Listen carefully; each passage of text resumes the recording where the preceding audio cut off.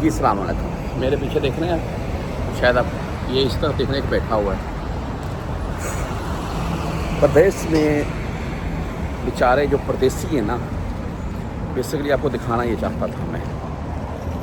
अभी मैं road cross कर लूँ, फिर आपको ना मैं इसकी थोड़ी तफसील डिटेल बताना चाहूँगा। जी भाई, मैं गुज़र रहा था तो यहाँ पर इस मुकाम के ऊपर ये जो फ़लस्तीन मोबाइल मार्केट है, इसके साथ कुबरी है ये। यहाँ पर अक्सर पार्क इस कुबरी के साथ नशाई जो नशा करते हैं वो बैठे होते हैं मुख्तलिफ़ कंट्रीज़ के। अच्छा, कभी मैंने पाकिस्तानी या इंडियन नहीं देखा।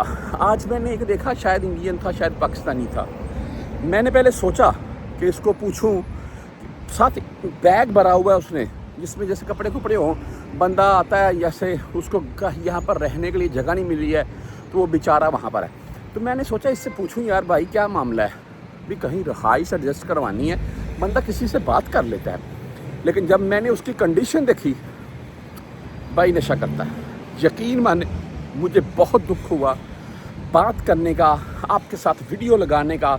बेसिकली मकसद पता क्या था, प्रदेश में जो भाई जो हम आते हैं भाई, यहाँ पर पैसा बच्चों के लिए कमाएं, अपनी फैमिलीज़ को भेजें, अपने लिए अपनी सेहत का ख्याल रखें। यहाँ पर कोई भी किसी किस्म का बुरा दोस्त मत बनाएं।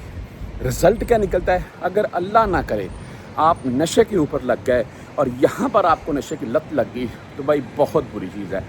पकड़े गए, आपके पास अगर नशा पकड़ा गया तो आपको सालों कैद हो सकती है, गरामा जुर्माना अलहदा से। और उसके बाद अगर आप प्रॉपर तरीके से नशई बन गए तो फिर ऐसे किसी कुबरी के नीचे पड़े रहेंगे।